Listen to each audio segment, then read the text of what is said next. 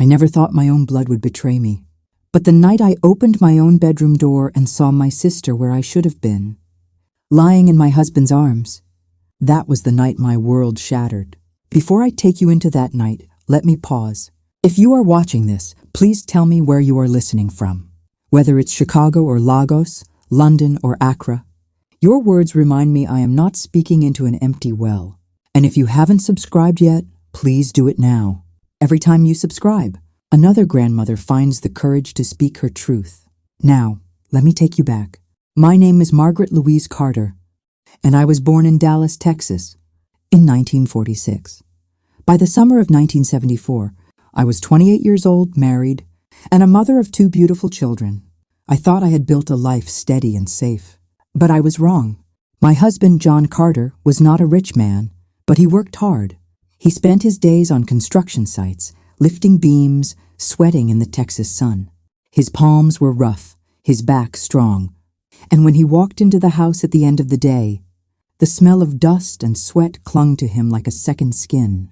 He wasn't perfect, but he was mine, and I loved him. Our house was a small 1-story place just outside Fort Worth. The porch creaked when you stepped on it, and the screen door never quite shut right. Out back, I kept a little vegetable garden. Tomatoes, collard greens, peppers. My children, David and Rose, played in the dirt while I hung laundry out to dry. Life was not fancy, but it was ours. And then there was my sister, Evelyn. Evelyn was 3 years younger than me, and from the day she was born, we were tied together like vines. Growing up, we shared a bed, shared shoes, shared secrets. When our mother died, Evelyn clung to me at the funeral and whispered, "We only have each other now, Maggie, no matter what." I believed her. I trusted her. And that trust is what destroyed me. Evelyn was beautiful, though in a different way from me. Where I was plain and quiet, she was bold. She had a laugh that could fill a room and eyes that drew men in. She never married young like I did. She said she wanted freedom, that she wanted to taste life before settling down. I never judged her. I just thought she was taking a different road. But sometimes Evelyn came to visit too often. She would stop by while John was home. She would laugh at his jokes louder than I did. She would find reasons to brush past him in the kitchen, touching his arm as if by accident. At first I told myself I was imagining things. "She's your sister, Maggie. She would never..." But a seed of unease had already been planted. One evening after supper, John was out on the porch smoking. Evelyn leaned against the door frame, laughing at something he said.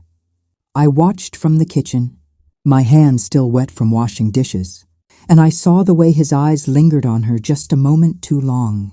My chest tightened, but I shook it off. "Don't be paranoid," I told myself. "That's your husband. That's your sister.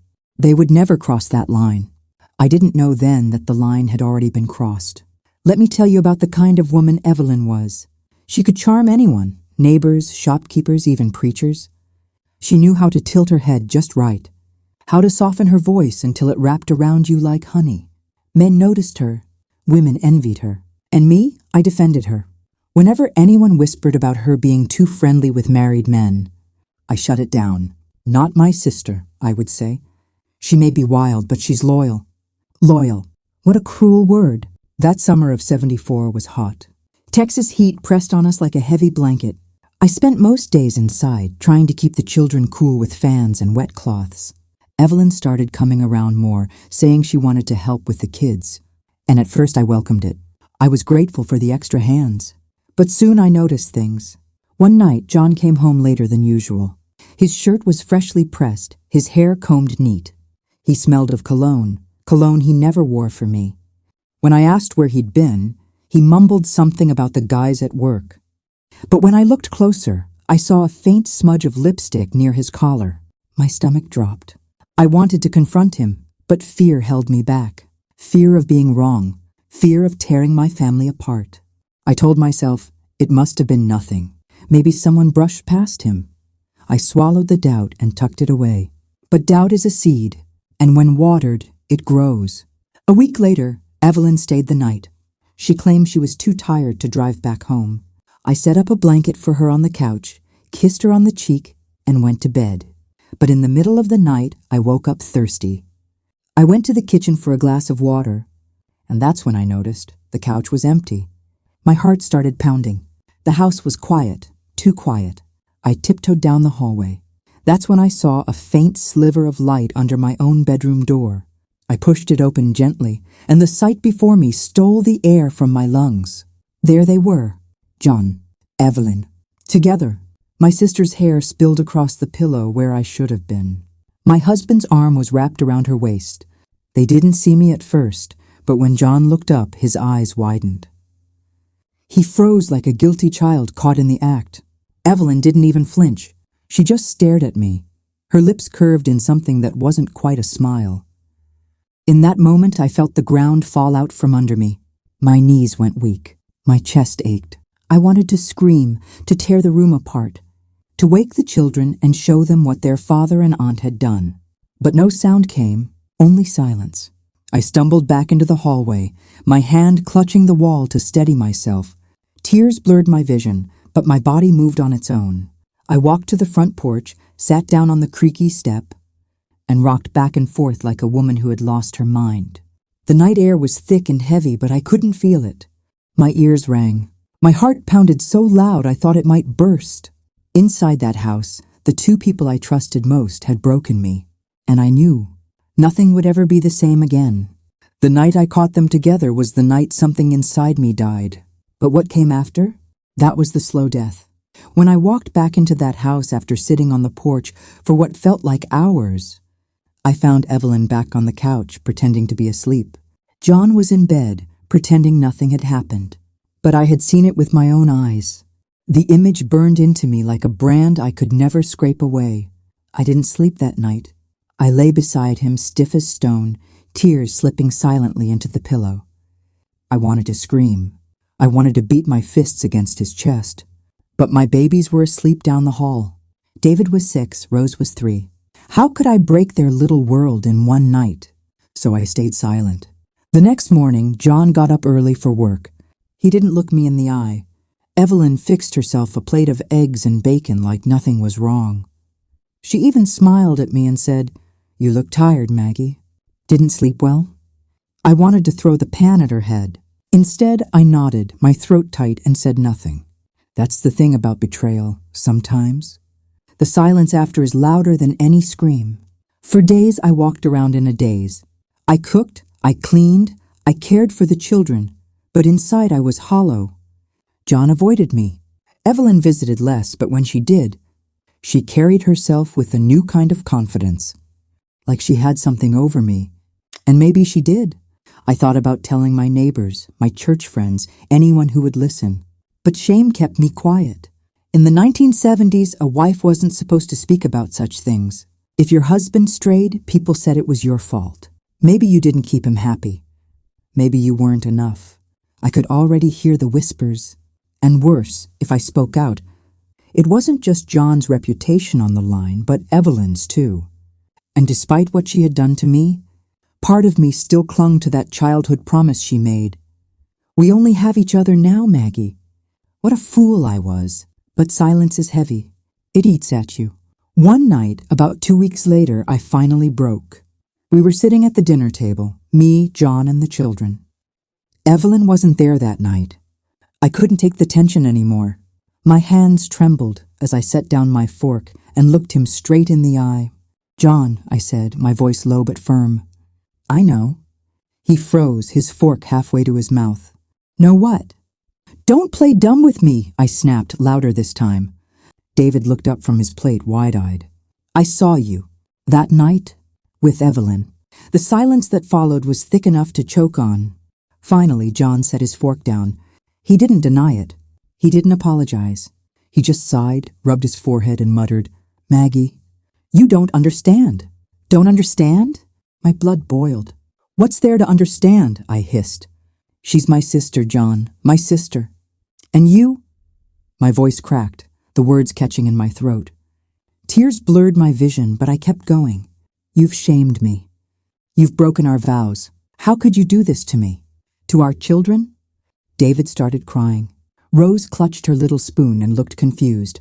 That was when I realized I had to stop. The children didn't deserve to see this. So I stood, snatched up my plate, and stormed into the kitchen. John followed me, his voice low but sharp. Keep your voice down, woman. Do you want the whole neighborhood to hear? That was the first time I saw it, his anger. Not guilt, not shame, anger, like I was the one in the wrong for confronting him. From that night on, things were never the same between us. He grew colder, more distant. He started staying out late, coming home smelling of alcohol and perfume. I stopped asking questions. Every time I tried, it ended in shouting. And Evelyn? She started parading around town with her head high. People whispered. Some said she had a new man, but I knew the truth. Others looked at me with pity, like they knew something I didn't. That was worse than anything, being pitied. One Sunday after church, Mrs. Thompson, an old neighbor, pulled me aside. She leaned close, her voice a harsh whisper. Maggie, you need to watch your sister. Folks are talking. Don't let her ruin your home. Her words stung, not because they weren't true, but because I had no defense left. My home was already ruined. I wanted to run. I wanted to pack my children and leave, but where would I go? Women like me had no place to run. I had no money of my own, no education beyond high school. The world outside my marriage was cruel and uncertain. So I stayed. I endured. But endurance has a cost. Nights turned into weeks. Weeks turned into months. The bitterness inside me grew like poison. I stopped laughing. I stopped singing to my children at night. I became a shadow of the woman I once was. One evening I caught Evelyn in the yard with Rose on her hip. She was laughing, spinning her around, while John leaned against the fence, watching. His eyes weren't on the child. They were on Evelyn. Something inside me snapped.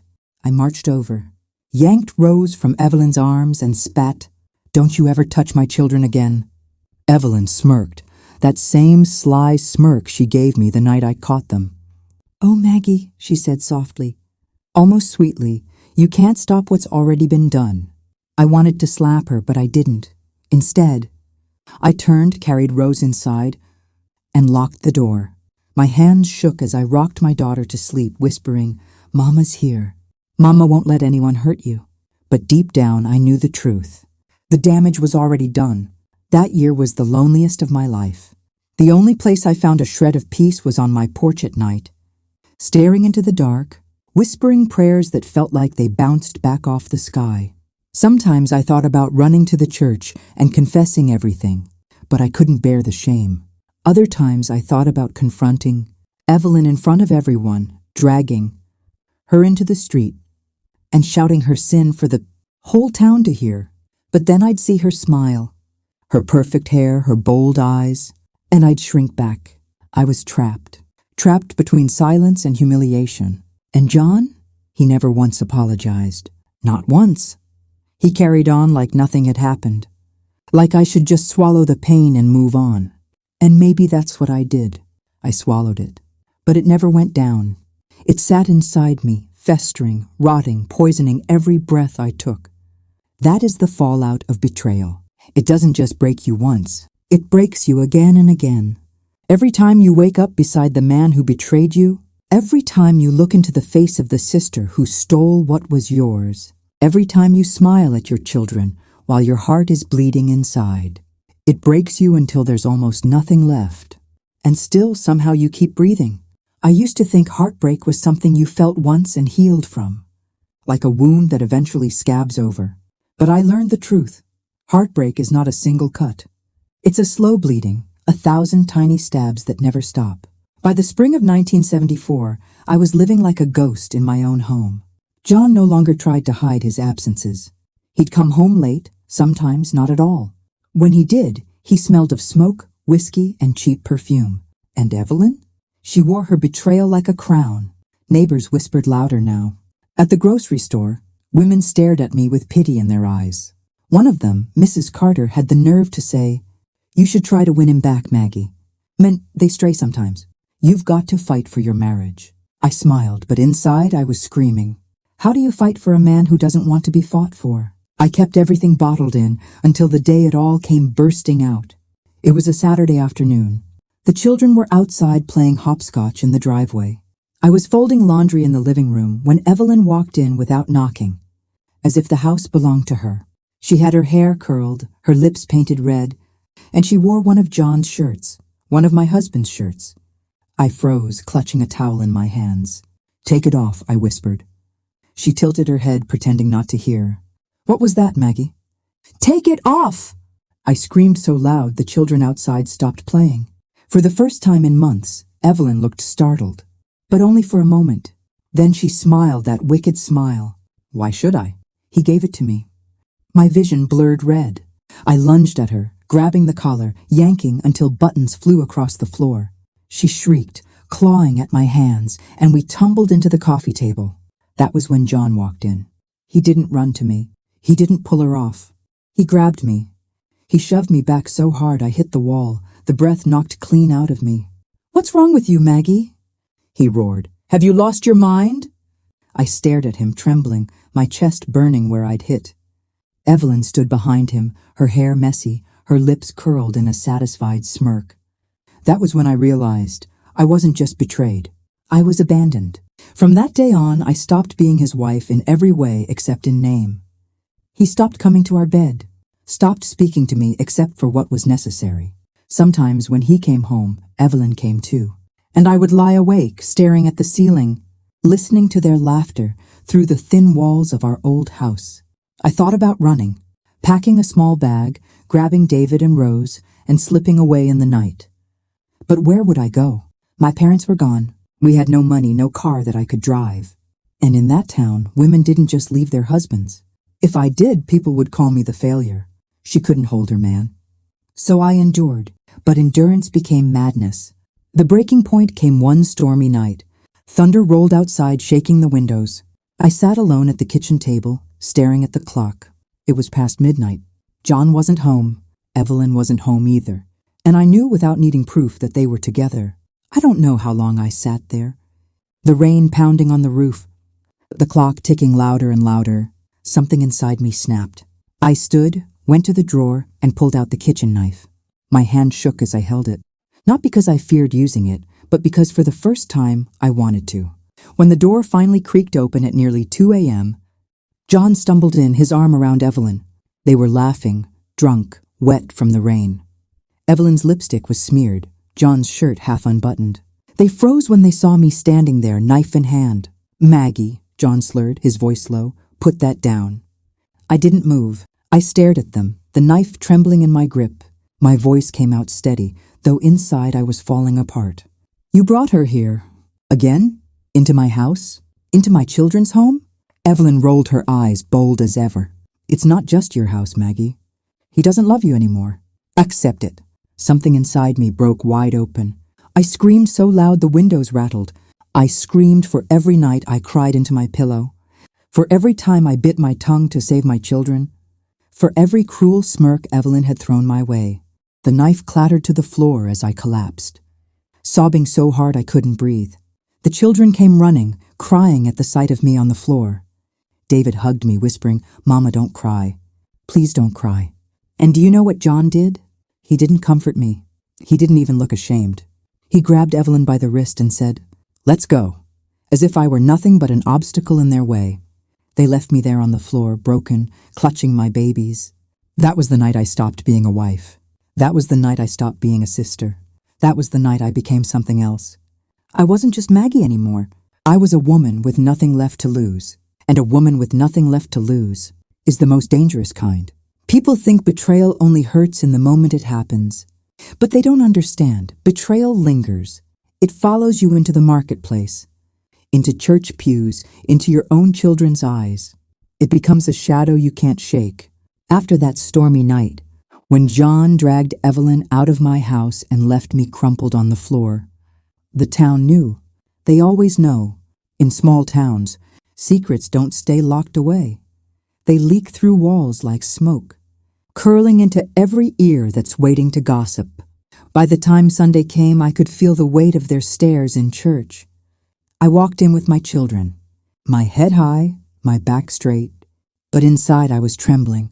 Mrs. Carter, the same woman who once told me to fight for my marriage, avoided my eyes now. The preacher paused when he saw us walk in late. And Evelyn? She sat in the back pew, bold as brass, her chin lifted, as if daring anyone to confront her. John wasn't there. He'd stopped coming to church months ago, and that, perhaps, was the greatest shame of all, how his absence spoke louder than any rumor. After service, people whispered, "Poor Maggie. Her husband's run off with her sister." Others weren't so kind. Some said maybe she wasn't woman enough to keep him. Those words cut deeper than the betrayal itself, because no matter how innocent you are, society will still find a way to blame the woman. That afternoon, I sat in my kitchen, staring at the empty chair across from me. That chair used to belong to John. Now it felt like a tombstone, marking the death of everything I thought my marriage was. The children tried to act normal. David went out to play baseball with the neighbor's boy. Rose sat by the window, drawing pictures of our family, stick figures, holding hands. Except in her drawings now, Daddy was always standing beside Aunt Evelyn, not Mama. That broke me more than anything. One evening, not long after, Evelyn showed up again. She didn't knock, didn't wait to be invited in. She strutted into my kitchen like she owned the place, her perfume filling the air. "Maggie," she said, "you need to stop fighting this. He loves me. He chose me. The sooner you accept it, the better for everyone." I stared at her, my hands gripping the edge of the table so hard my knuckles turned white. "Chose you? You think he chose you? Evelyn, you crawled into my marriage like a snake, whispering, tempting, destroying. Don't call that love. That's poison." She smirked, flipping her hair like a teenage girl. "Call it what you want. I have him now." Something inside me snapped again. But this time, instead of rage, I felt an icy calm. "You can have him, Evelyn, but you'll never have peace. Because a man who betrays his wife with her sister, he'll betray you too. And when he does, don't you dare come running to me." For the first time, her smile faltered. Just a flicker. But I saw it. I saw the fear buried beneath her arrogance. The reckoning didn't come through fists or knives. It came through truth. The whole town turned against them, slowly but surely. People stopped inviting them to gatherings. John lost jobs because no decent man wanted to hire someone who couldn't keep his house in order. Evelyn walked with her head high, but her eyes darted, searching for approval that never came. One night, John came back, not to stay, but to beg. He stood in my doorway, his face rough, his eyes bloodshot. "Maggie," he said, "I made a mistake." I laughed, bitter and sharp. "A mistake is forgetting your keys. A mistake is burning dinner." "You didn't make a mistake, John. You made a choice, over and over again." He dropped his head, ashamed. "I want to see the kids." I stepped aside. "They're your children. But they'll know the truth about who you are." He nodded, silent, and walked past me. That was the reckoning, not just his shame, but my strength. For the first time, I felt power in my pain. I realized Evelyn could steal my husband, but she could never steal my dignity. And that dignity became my shield. From then on, I stopped crying at night. I stopped begging God to fix what was broken. Instead, I prayed for strength. And slowly, he gave it to me. Because the truth is this: betrayal doesn't end you. It remakes you. And the woman who rose from those ashes wasn't the same Maggie anymore. She was stronger, sharper, wiser. The reckoning wasn't about Evelyn. It wasn't about John. The reckoning was about me. I used to believe that a woman's worth was tied to her marriage, that if your husband left you, or cheated on you, or abandoned you, it meant you had failed. That's what society told us, what the whispers in church pews drilled into our hearts. But life taught me otherwise. After John left for good, I thought the world would collapse. I thought my children would grow up broken, ashamed of their mother. I thought I'd never laugh again. But I was wrong. Yes, the nights were hard. Many times, I sat by the window long after the children were asleep, staring into the dark, wondering how I would survive. Many mornings, I woke up with swollen eyes from crying, only to force a smile so my children wouldn't carry my pain. But with every passing day, I grew stronger. I found work, small jobs at first, cleaning houses, sewing clothes, anything to put food on the table. David and Rose grew up watching me fight for them. And in that fight, I found my purpose again. One day, years later, David came home from school with a medal in his hand. "Mama," he said, "I won first place in the spelling bee. I did it for you." I cried that day, not because of the medal, but because I realized my children didn't need a perfect home. They needed a mother who refused to give up, and that I gave them. As for John and Evelyn, their story didn't end well. Whispers reached me over the years.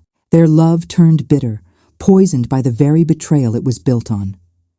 Evelyn grew restless, jealous, always afraid John would do to her what he did to me. And he did. He cheated, he lied, he left her too. When I heard that, I didn't rejoice. I didn't gloat.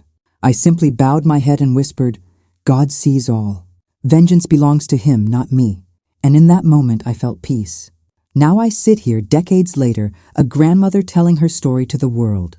Not because I want pity, not because I want revenge, but because I want every woman listening to know you are stronger than betrayal, stronger than heartbreak, stronger than the lies people tell about you. I survived the unimaginable, and so can you. And to those of you watching, please don't let my story fall into silence. Tell me, where are you watching from? Because when I hear from you, it reminds me I'm not speaking into an empty well. And if my story touched you, even a little, hit that like button right now. If you believe no woman should ever suffer in silence, drop a comment below saying, Maggie, you are a strong woman. Because every time you say it, you're not just speaking to me. You're speaking to every grandmother, every mother, every sister who ever felt voiceless. And don't forget to subscribe to Voiceless Grandmas TV. The more you subscribe, the louder our voices become, and the more hidden stories finally see the light of day. My name is Margaret Louise Carter. I am a woman betrayed, a mother who endured, and a grandmother who found her voice again. And I promise you this, I am voiceless no more.